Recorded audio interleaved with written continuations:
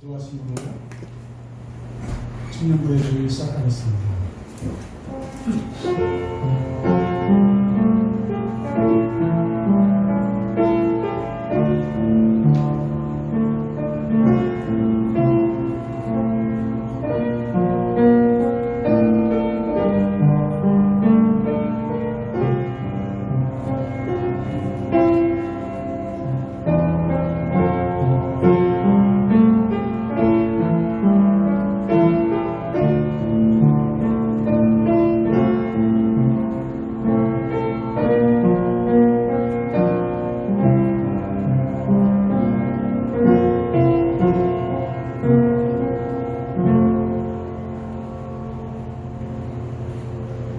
믿음이 없이는 하나님을 기쁘시게 하지 못하나니 하나님께 나아가는 자는 방듯이 그가 계신 것과 또한 그가 자기를 찾는 자들에게 상 주시는 이심을 믿어야 할지니라.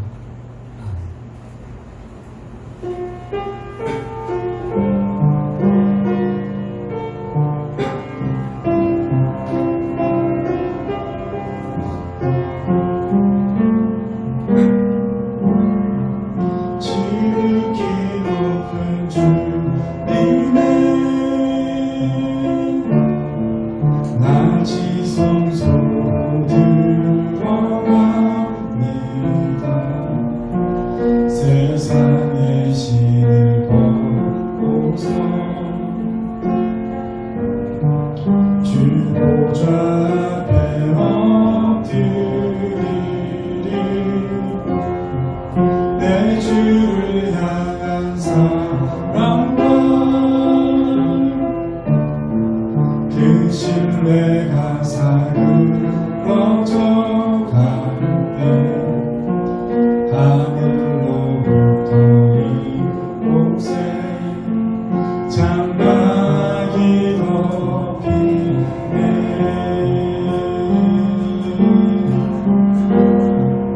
이곳을 덮으소서. 이곳을 비추소서. 내 안에 무너져가 모든 소망 다 회복하리니.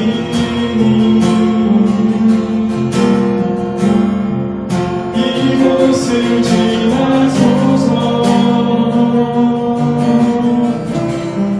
이곳을 만지소서.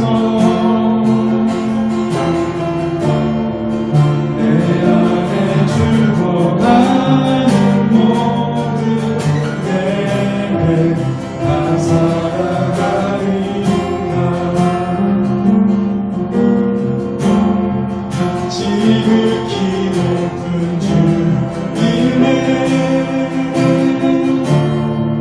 낮이 성소로 들어가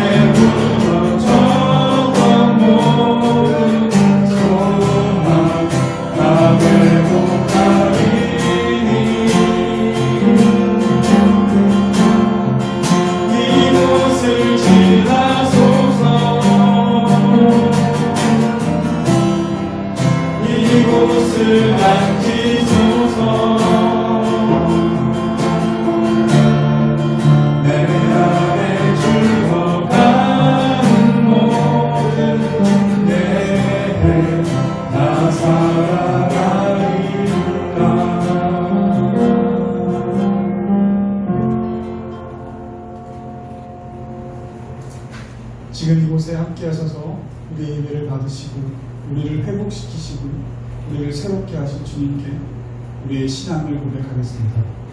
여러분, 우리는 무엇을 믿습니까?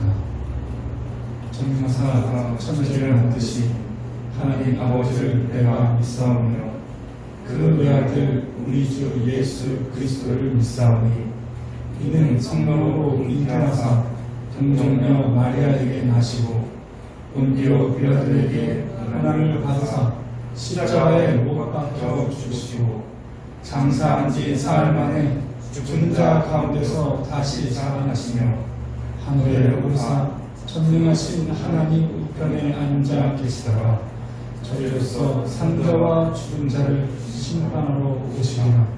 성령을 믿사오며 거룩한 공회와 성도가 서로 교통하는 것과 죄를 사하여 주시는 것과 몸이 다시 사는 것과 영원히 사는 것을 믿사옵나이다.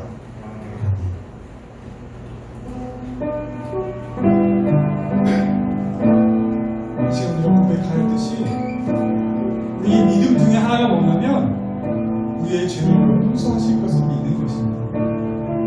영원한 죄를 용서하시는 것뿐만이 아니라 우리가 나날이 삶 속에서 짓는 죄들, 그래서 우리가 하나님 앞에 나아가는 것이 주저하게 되는 그 모든 것들, 우리가 주께 고백하면 주께서 용서하신다고 약속하셨고 그 믿음으로 하나님 앞에 나아갑니다. 이 시간에 함께 찬양하고 우리의 죄를 하나님께 고백하겠습니다. 주님의 보좌 앞에서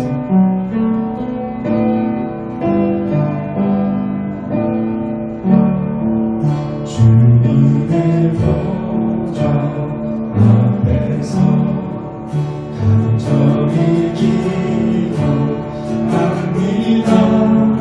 사랑의 제사 장예수 날 위해 중보하시니 주님의 손과 나름에 깊이 새겨진 그 이름 영원한 주의 사랑은 아무도 끊을 수 없네. 아무도 끊을 수 없네. 내 마음 당신이 내 마음 당신이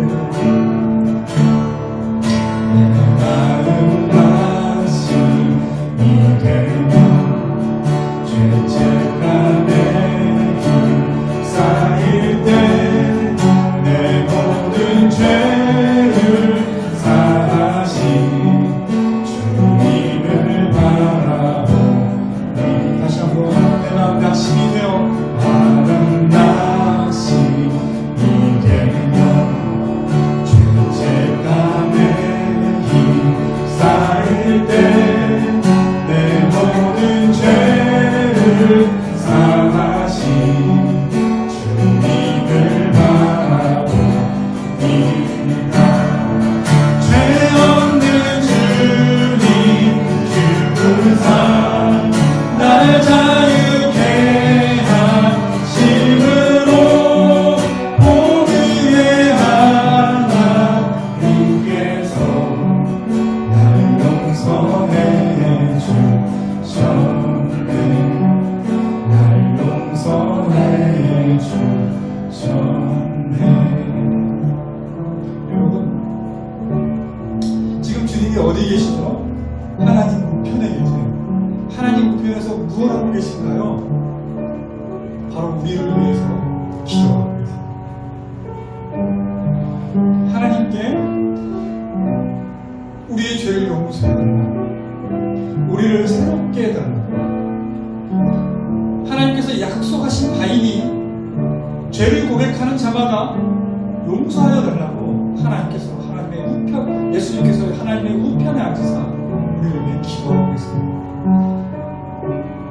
그렇게 죄를 용서함 받고 그 깨끗한 마음에 성령님께서 충만하게 하여 달라고 우리가 기도하는 것이 아니라 예수님께서 우리를 위하여 기도하고 계십니다. 이제 우리도 우리 자신의 영혼을 위하여서 그와 같은 기도를 드리는 거예요. 이 시간 우리가 주께 죄를 가진 마음 가운데 성령의 충만함을 입을 수 있도록 함께 기도하겠습니다.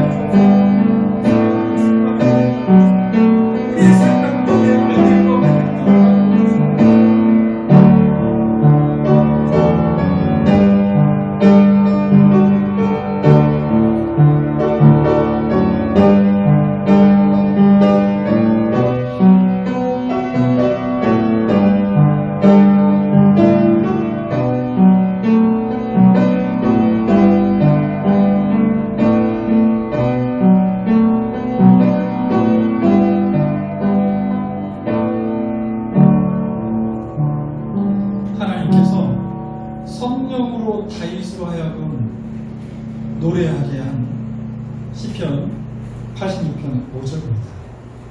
주는 선하사 사죄하기를 즐거워하시며 주께 부르짖는 자에게 인자하시니 후하시니이다.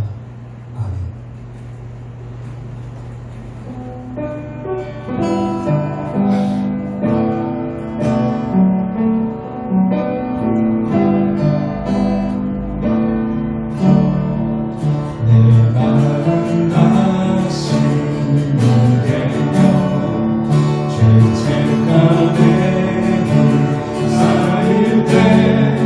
내 모든 죄를 사하시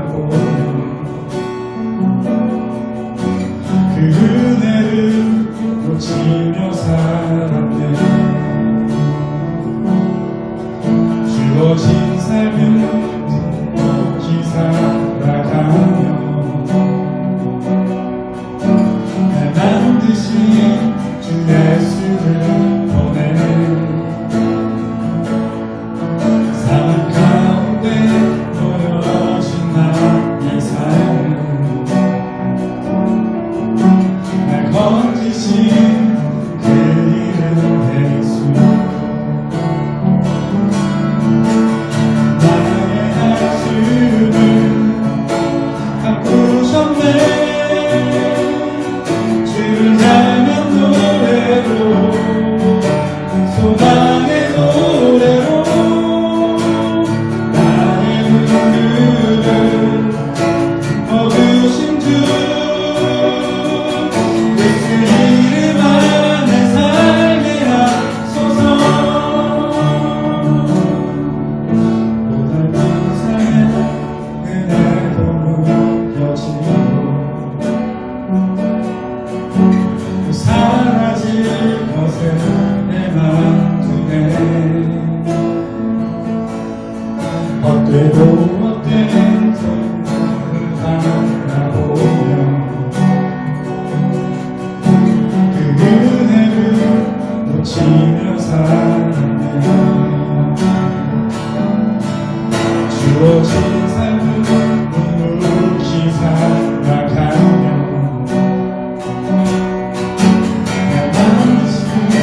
주 예수를 보내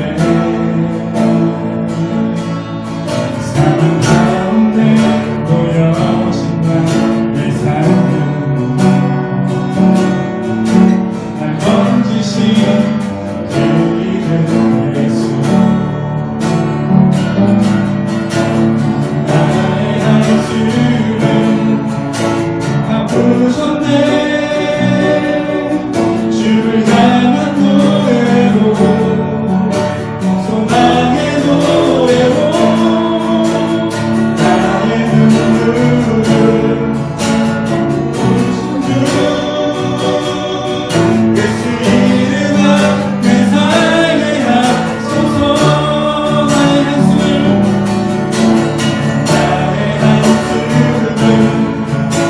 아프셨네 주를 향한 노래로 소망의 노래로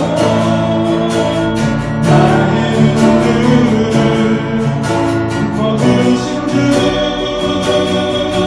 예수 이름 안에 살게 하소서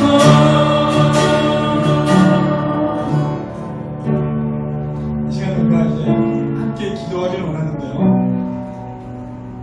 여러분, 그냥 생각해보면 내 안에 선한 것이 없고 내가 평소에는 교회를 위해서도 친구를 위해서도 세상을 위해서도 마음 한번 쓰지 못하고 기도하지 못했는데 이 시간 내가 하나님께 기도한다고 무슨 소용이 있겠어? 그런 마음이 우리 안에 들 수 있습니다. 근데 여러분 기억하십시오. 진정한 기도는요, 우리가 하나님께 기도하는 것이 아니라 예수 그리스도께서 기도하시는 그 자리에 우리가 그리스도와 함께 서는 겁니다.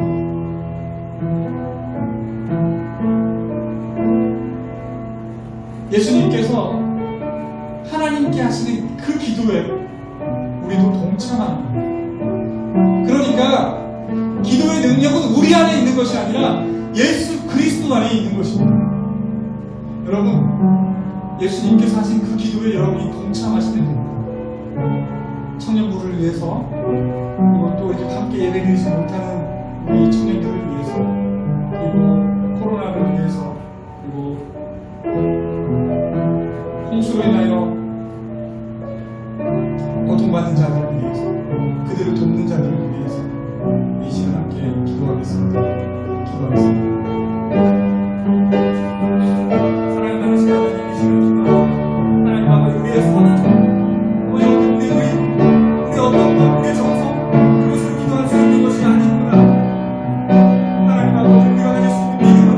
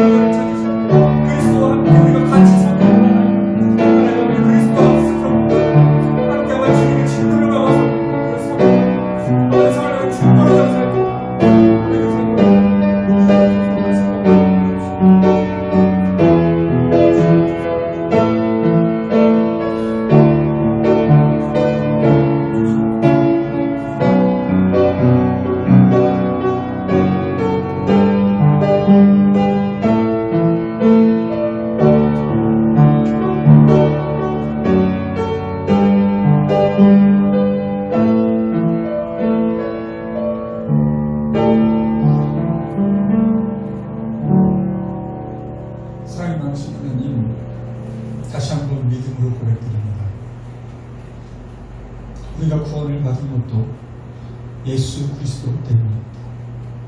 우리가 또한 기도할 수 있는 것도 예수 그리스도 때문입니다. 우리의 어떤 선함으로 하나님께 우리가 당당히 나아가서 기도할 수 있겠습니까? 우리 안에 선한 것이 없습니다. 주여 우리를 용서하여 주시옵시고 이 시간 그리스도로 옷 입기 원하는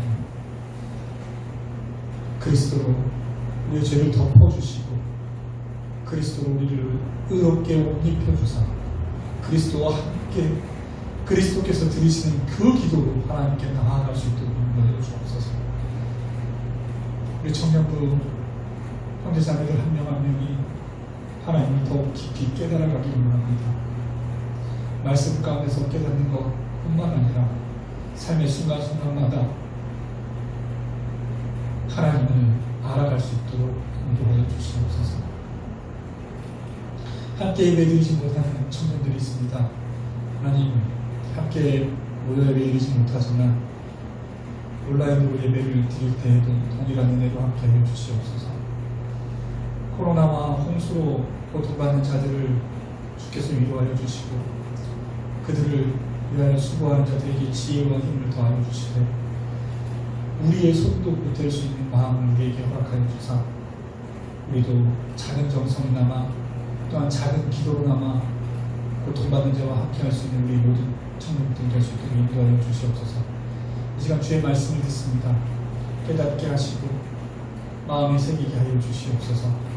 모든 것을 예수님의 이름으로 기도드립니다.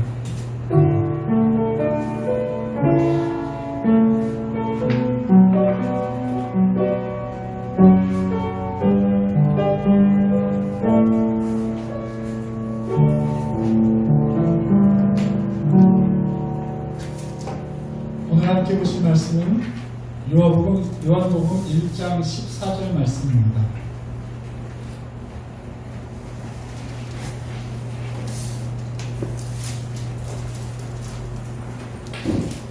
요한복음 1장 14절 말씀입니다.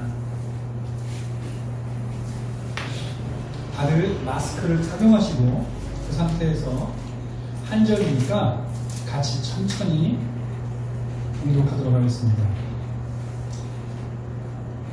말씀이 육신이 되어 우리 가운데 거하시니 우리가 그의 영광을 보니 아버지의 독생자의 영광이요 은혜와 진리가 충만하더라.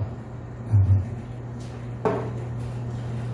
오늘은 사도신경의 두 번째 문장을 살펴보겠습니다.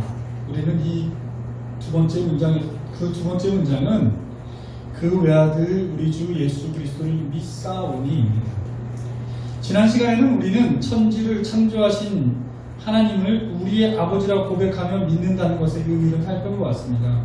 그 고백은 하나님이 어떤 분이신가와 그 하나님이 우리와 어떤 관계가 있는지를 말하고 있습니다. 그 고백이 우리에게 은혜가 되는 것은 하나님께서 우리의 아버지가 되신다는 것입니다.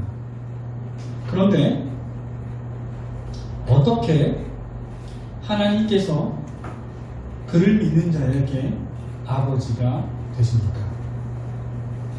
하나님께서는 모든 만물을 창조하셨습니다. 그리고 모든 사람을 창조하셨습니다. 사람을 창조하시되 그의 형상을 따라 창조하셨습니다.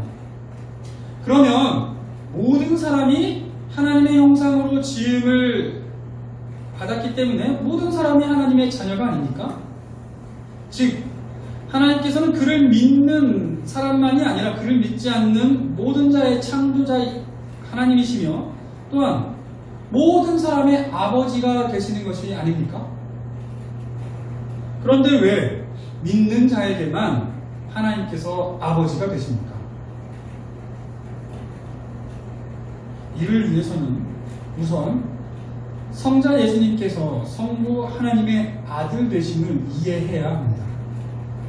여러분 성경에서 하나님의 아들이라는 말을 사용할 때 그 말은 특별한 의미를 가지고 있습니다.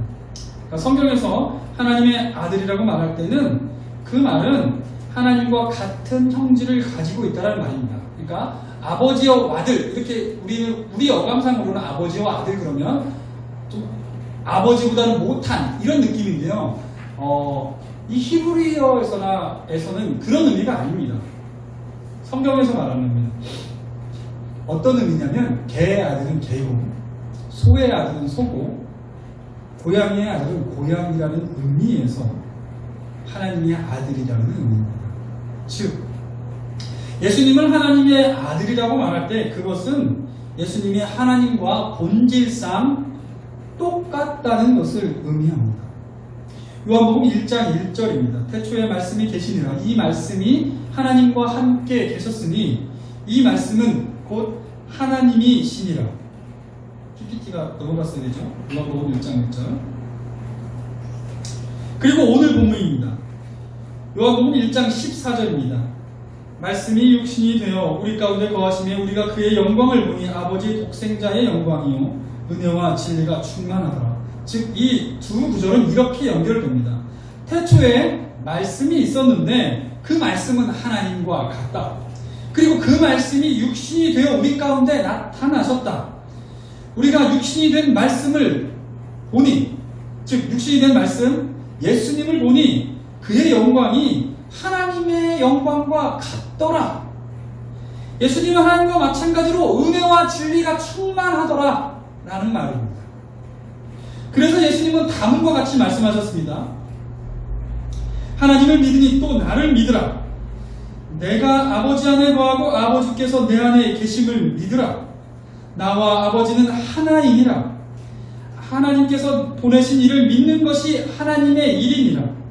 아들을 믿는 자에게는 영생이 있고 모든 사람으로 아버지를 공경하는 것과 같이 아들을 공경하게 하려 하심이라. 등등 수많은 성경의 구절이 예수님과 하나님이 본질상 같다는 의미에서 예수님을 하나님의 아들이라고 말하고 있습니다. 유대인들에게는 이 사실이 큰 걸림돌이 되었습니다.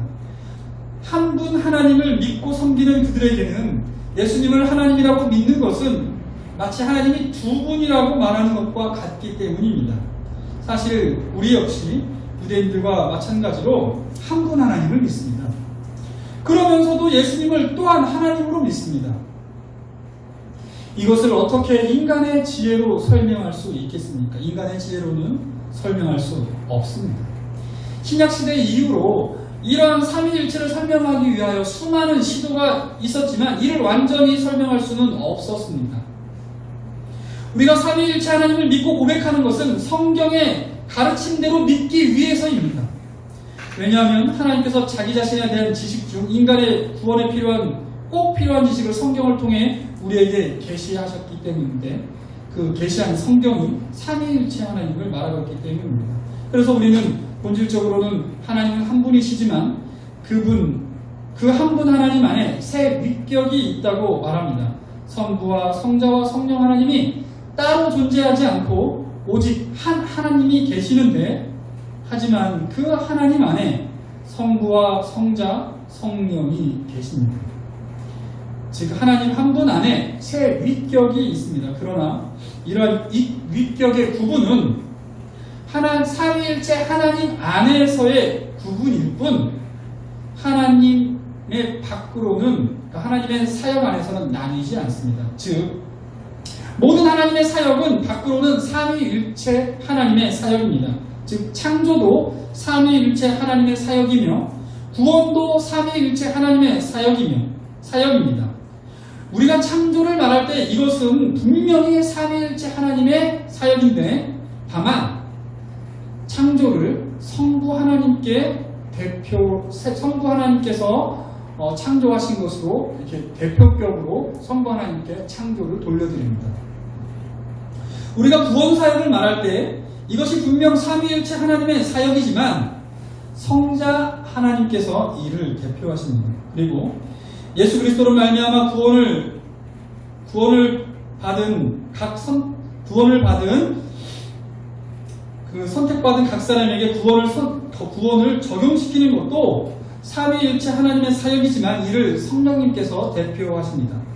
이런 의미에서 삼위일체 하나님을 믿는다는 것은 이런 의미로 삼위일체 하나님을 믿는다는 것은 예수님을 특별한 의미에서의 하나님으로 믿는 것입니다. 즉 우리의 구원의 주로 믿는 거죠. 그러니까 특별히 예수님을 우리를 구원하신 하나님으로 우리가 믿고 고백하는 것입니다. 여러분, 하나님께서 자신을 나타내시는 것을 계시라고 합니다. 즉 창조는 하나님의 계시입니다. 하나님은 창조를 통하여 하나님의 지혜와 권능을 나타내셨습니다. 그러므로 우리가 하나님의 창조하신 만물을 보면 그의 신성을 알 수 있습니다. 신적인 성격들을 알 수 있습니다. 로마서 1장 19절부터 23절입니다. PPT 로마서 1장 19절부터 23절까지입니다.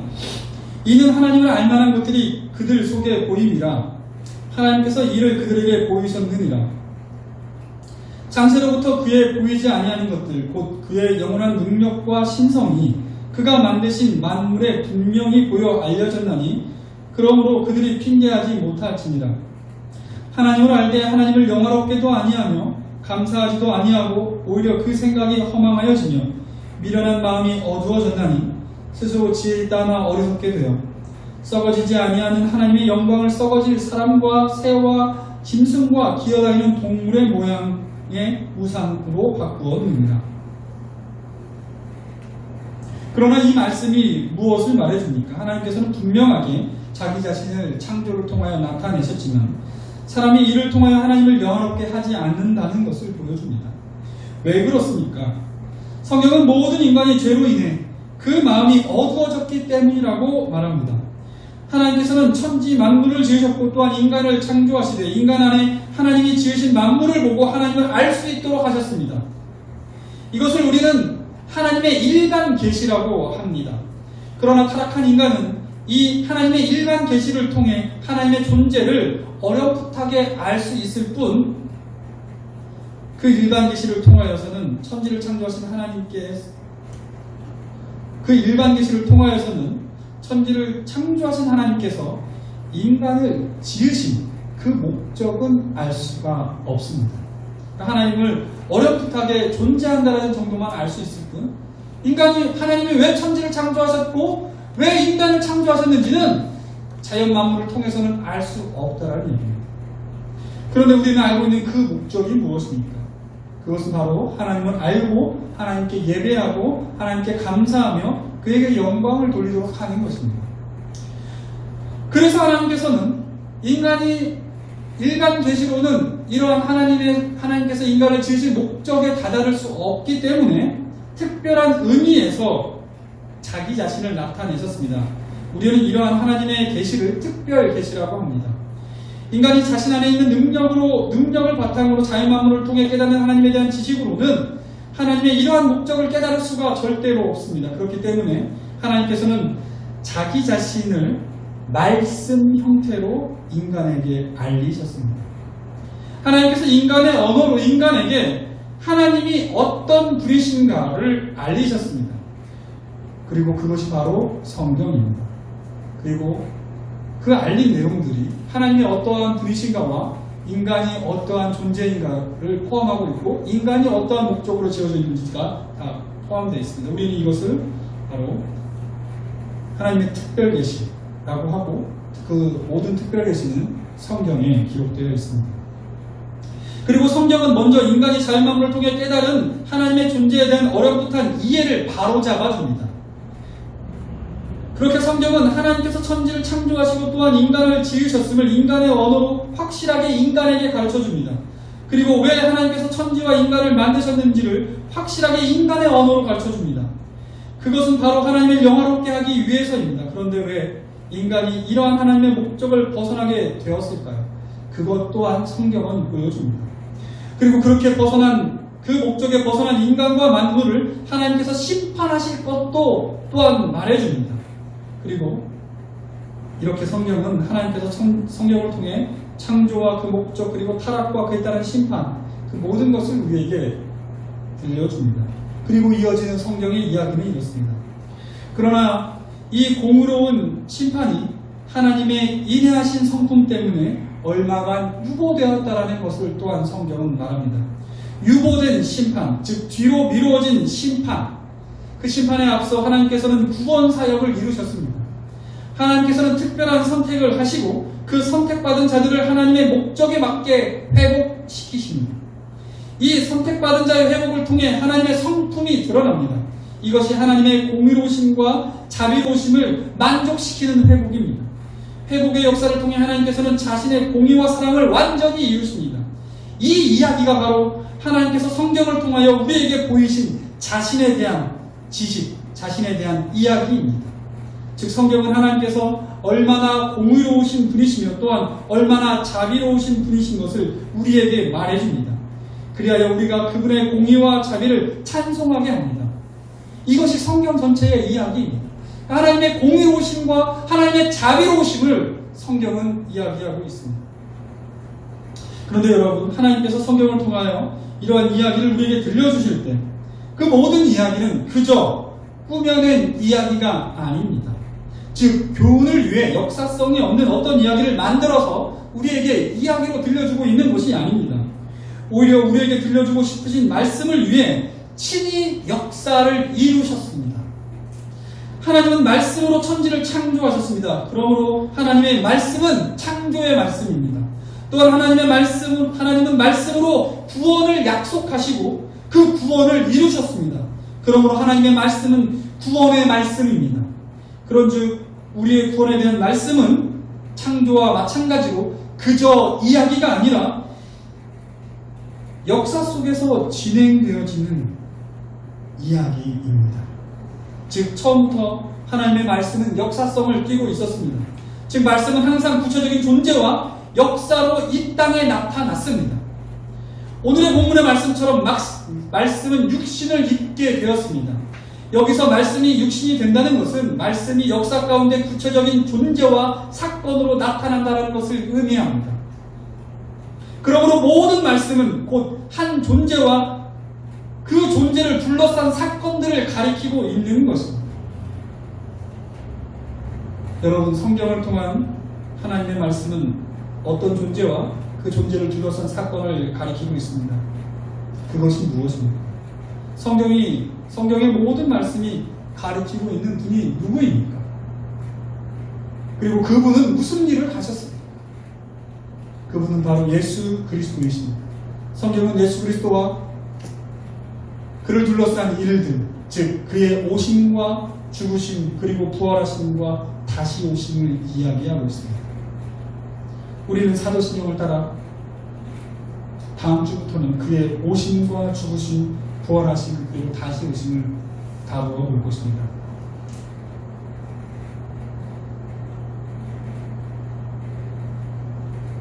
오늘은 바로 예수 그리스도에 대해서 알아보았습니다. 오늘의 설교를 정리하면 설교 앞머리에서 제기했던 질문에 대한 해답을 드리도록 하겠습니다. 하나님은 천지를 창조하시고 인간을 지으심으로 자기 자신을 나타내셨습니다. 그 이유는 인간으로 하여금 하나님을 알고 그분께 경배하고 감사하고 그를 영화롭게 하기 위해서입니다. 그런데 인간은 죄로 말미암아 하나님이 지으신 천지 만물을 보아도 하나님을 깨달을 수가 없습니다. 하나님을 어렴풋하게 알 뿐 그분의 선하심과 인자하심은 알 수 없고 또한 그분이 우리를 지으신 목적도 알 수 없습니다. 그래서 하나님께서는 우리에게 인간의 눈으로 자신을 밝히고 있었습니다. 그것이 바로 성경입니다. 성경은 그렇게 하나님께서 천지를 창조하셨음과 인간을 지으셨음과 그 목적을 분명하게 이야기하고 왜 인간이 그 목적에서 벗어났는지를 분명하게 이야기해 줍니다. 그리고 또한 그 목적에 벗어난 천지 만물과 인간의 종국에 대해서 말하시면서 하나님의 공의로우심을 나타내시겠다고 이야기합니다. 만약 그렇게 인간과 만물이 종국을 맞이하였다면 마치 하나님의 창조는 실패처럼 보였을 것이고 그 가운데 하나님의 또 다른 속성인 사랑은 온전히 나타나지 않았을 것입니다. 그러므로 하나님께서는 자신의 공의와 함께 자신의 사랑을 온전히 나타내실 구원을 미리 준비하셨습니다. 즉 성경은 바로 구원을 통한 하나님의 공의와 사랑이 이 땅 가운데서 펼쳐지는 것을 이야기하고 있습니다. 그리고 하나님께서 말씀으로 천지를 창조하시고 그 천지의 역사를 주관하시는 것과 마찬가지로 하나님의 말씀은 역사 가운데서 완전히 실현되는데 그 구원의 말씀도 완전히 실현되는데 즉 그 말씀은 한 존재와 한 존재의 사역 의해서 완전히 실현됩니다. 그분이 바로 예수님이십니다. 즉 예수 그리스도는 하나님의 특별한 자기 계시, 즉 하나님의 실현입니다. 그러하니 예수님은 하나님과 같은 것입니다. 그분 안에는 하나님의 영광과 그의 권능과 그의 지혜와 은혜와 진리가 모두 충만합니다. 즉 예수님은 특별한 의미의 하나님이십니다. 즉 하나님께서 스스로 완전하게 우리 가운데 자기 자신을 드러낸 형태의 하나님이십니다.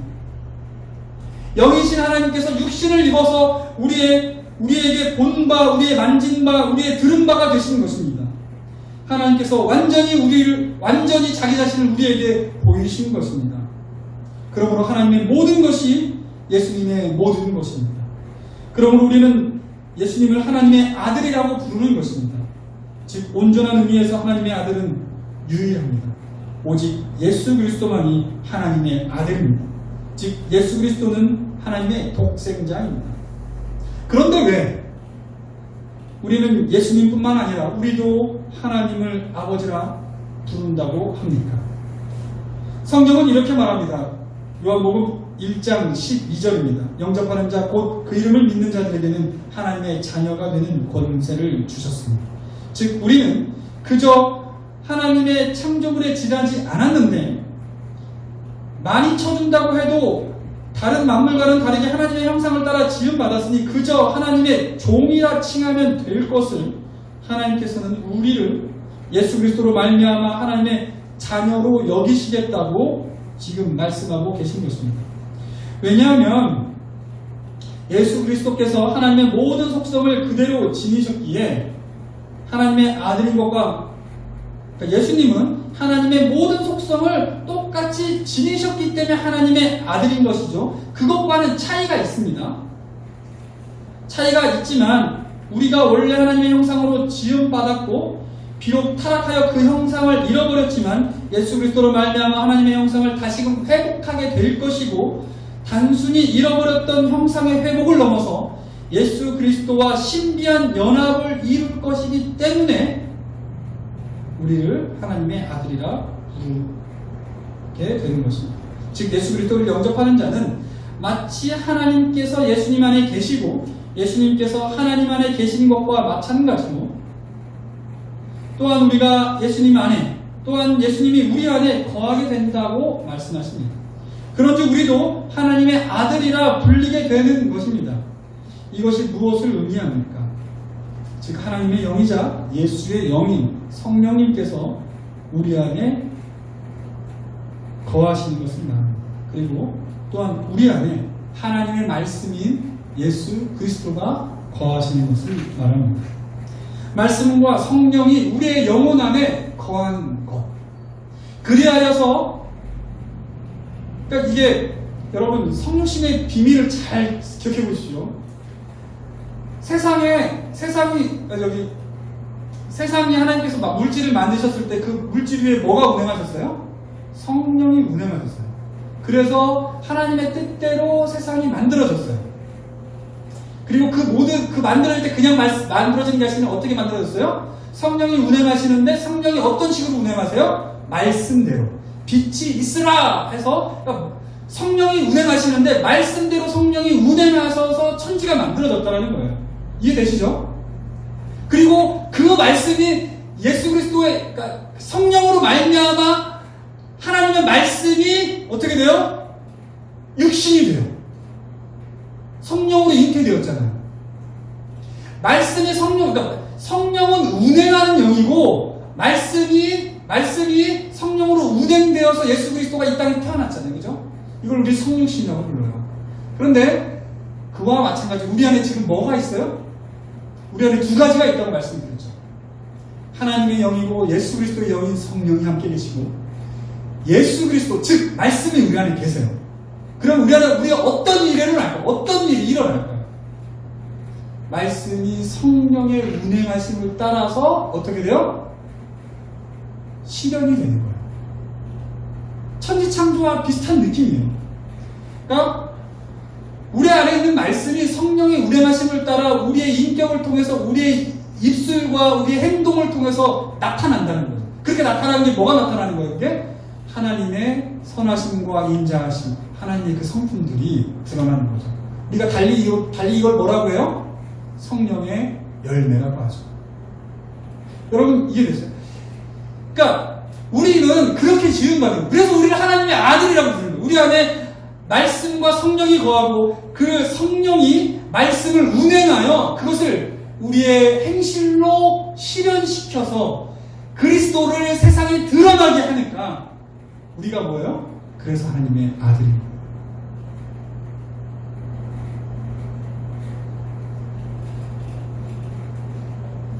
여러분, 하나님의 말씀은 살아있고 운동력이 있습니다.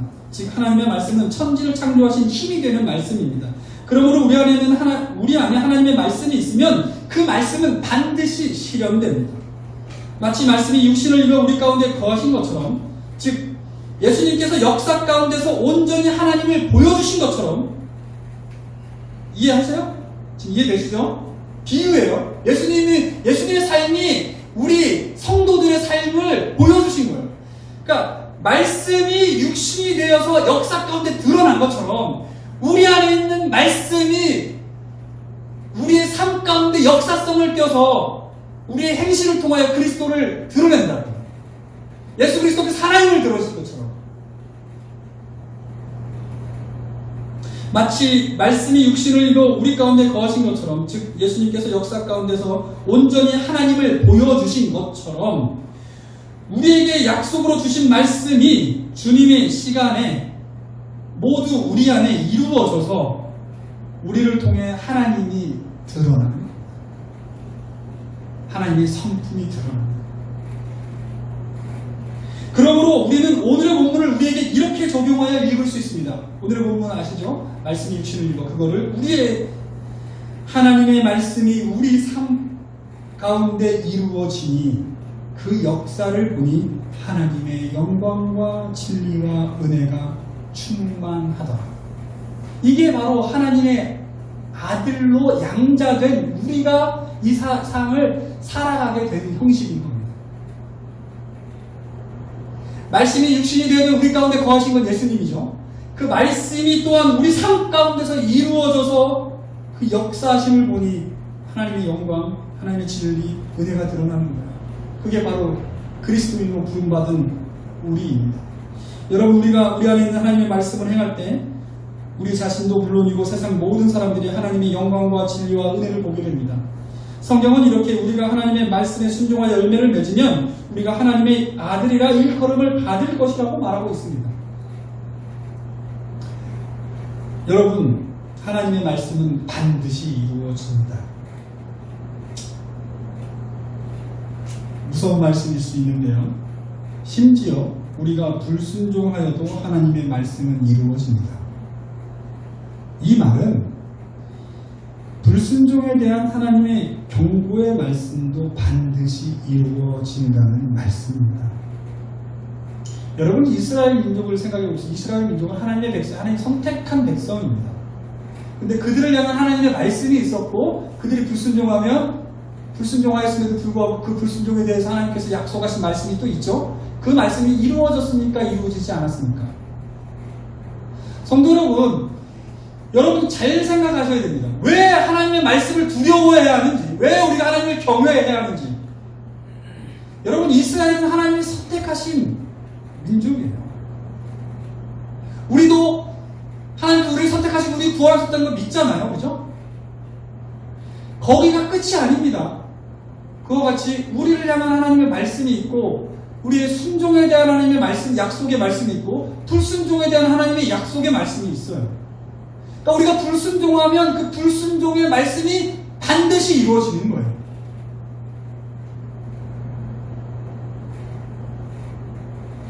물론 사사기에서처럼 우리가 고통 중에 하나님 여호와께 부르짖으면 자기 백성을 사랑하시는 하나님께서 우리를 긍휼히 여기시고 우리를 고통 가운데 구원하여 주십니다.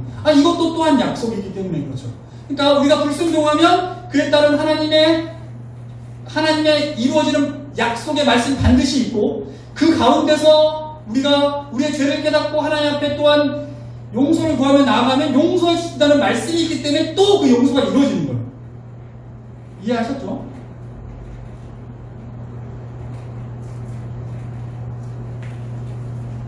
그렇게 하나님께서는 우리를 긍휼히 여기시고 우리를 고통 가운데서 구원하여 주십니다. 불순종의 자녀가 아닌 사람을 말하는 게 아닙니다. 불순종의 자녀들에게 이러한 반복이 언제까지 일어날지 알 수가 없습니다. 그러나 하나님의 자녀이면 반드시 구원을 받습니다.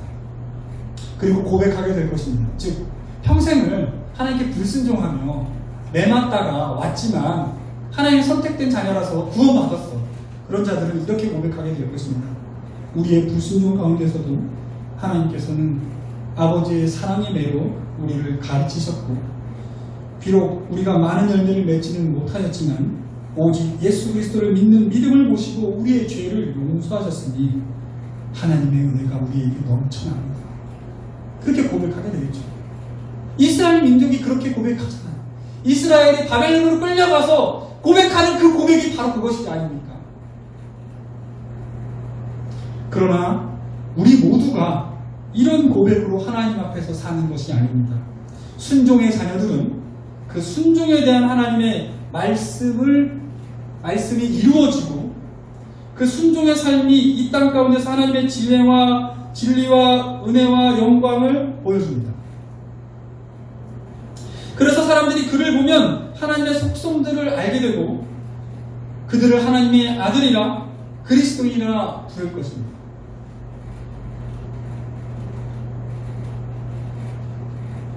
즉 순종하여도 불순종하여도 말씀은 반드시 이루어집니다. 여러분의 삶을 통한 하나님의 어떠한 말씀이 드러나기를 원하십니까? 불순종한 자들에게 약속하신 말씀이 여러분에게 이루어지기를 원하십니까? 아니면 순종한 자들에게 약속하신 하나님의 말씀이 여러분 가운데 이루어지기를 원하십니까?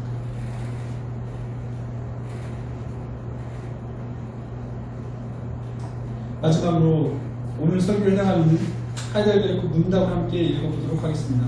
지난주 설교와 관련된 부분과 오늘 설교와 관련된 부분이 인쇄물을 준비하였습니다. 지난주 이걸 다 안 하고 한 26문만 읽었는데요. 집에 가서 한번 읽어보시면 좋을 것 같습니다. 왜냐하면 이것들을 잘 읽어보면 여러분이 사도신경으로 믿음을 고백할 때마다 그 깊이와 넓이가 커져갑니다. 무슨 말인지 아시죠? 자, 그래서 오늘은 29문부터 33문까지 읽어볼 텐데요. 제가 질문을 하면 여러분이 소리를 맞춰서 답변하시면 됩니다. 자, 29문. 하나님의 아들을 왜 예수, 즉 구주라 부릅니까? 그가 우리의 모든 죄에서 우리를 구원하시기 때문이요. 또한 다른 어느 누구에게서 구원을 찾아서 안 되면 간근하지 않기 때문입니다. 안 되면입니다. 죄송합니다. 30문. 그렇다면 성인들에게서나 자기 자신에게서나 혹은 다른 데에서 자신의 구원과 복락을 찾는 사람들도 유일하신 구주 예수님을 믿는 것입니까? 아닙니다. 그들은 말로는 유일하신 구주 예수를 주장하나 행위로는 그분을 부인합니다. 예수가 완전한 구주가 아니십니까? 아니면 참된 믿음으로 이 구주를 영접하는 자들이 그들이 구원의 필요한 모든 그에게서 있든지 중에 하나만 사실인 것입니다. 이 이야기는 왜 이렇게 들어갔을 것 같아요? 성인 숭배하는. 어디가 성인 숭배를 하죠? 로마 가톨릭이 성인 숭배를 합니다. 저는 놀랐습니다. 어렸을 때 우리 큰집이 가톨릭인데 제사를 드리는데 망자를 위해 비옵니다 라고 하면서 망자를 위해서 빌어주십시오 라고 하면서 모든 성자들을 다 끄집어내요. 그래서 예배 시간 그 추도 예배가 한 1시간이 넘게 걸려요. 망자를 위해 비옵니다 성 안토니오, 망자를 위해 비옵니다 성 요한나 하면서, 그러니까 망자의 영혼을 위해서 누가 빌어줘요? 우리의 중보자는 오직 예수 그리스도 뿐이십니다. 그래서 이 로마 카톨릭의 잘못된 행태를 꼬집고 있는 거예요. 31문. 그를 가리켜 왜 그리스도 즉 기름 부음을 받은 자라 부릅니까? 그분은 성모가 아니요 하나님으로부터 자신의 성을 뽑았고 성령으로 기름 부음을 받다가 우리의 큰 선지자요 교사가 되사 우리의 구원에 관한 하나님의 위대한 성과와 뜻을 수많이 계시하셨기 때문이요. 또한 우리의 유일한 대제사장이 되사 그의 몸을 한 번에 진짜로 되사 우리를 구속하셨고 우리를 위하여 마치 끊임없이 강구하시기 때문이요. 또한 우리의 영원한 왕이 되사 그의 말씀과 성령으로 우리를 다스리시고 우리를 위해 얻으신 구원을 누리도록 우리를 보호하시고 보존하시기 때문입니다. 자, 여러분 몇 번 설명했죠? 예수님의 세 가지 사역, 선지자직, 제사장직, 왕직, 기름 부음. 그러니까 우리가 왜 이런 걸 왜 하냐면요. 오늘 그 설교하고 있는 부분이 뭐예요? 그 외아들 우리 주 예수 그리스도를 믿사오니잖아요, 그죠? 그래서 지금 이거 한 건데 여기 그리스도란 말이지. 이 그리스도 말을 풀어준 거예요. 여기 아까 앞에 왜 주자가 들어가 있는데 풀어준 거죠?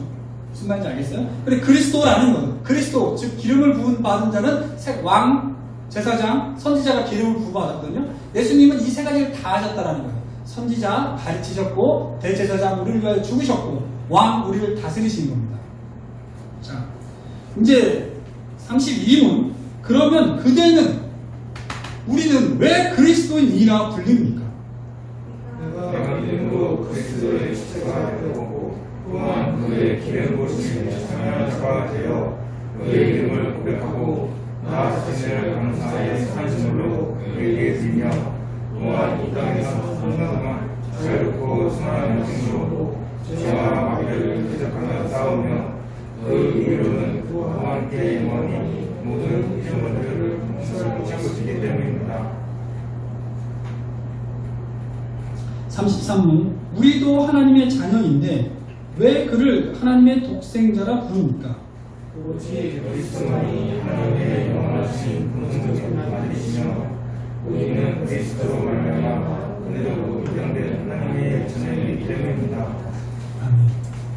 기도하겠습니다. 사랑이 많으신 하나님,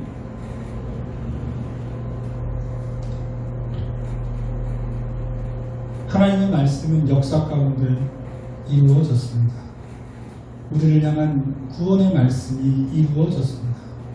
예수 그리스도를 통하여서 그의 나심과 그의 죽으심과 그의 부활하심과 다시 오심을 통하여서 우리를 구원하셨고 이 모든 것을 통하여 하나님의 성품, 하나님의 인자하심, 자비로우심,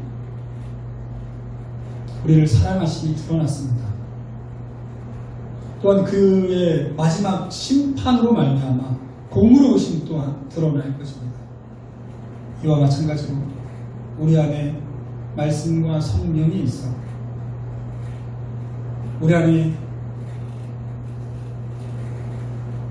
말씀이 성령의 운행하심으로 말미암아 우리 삶 가운데서도 역사성을 띠는 행실이 될 때 그 행실을 통하여 세상이 하나님을, 세상이 예수님을 믿게 될 것입니다.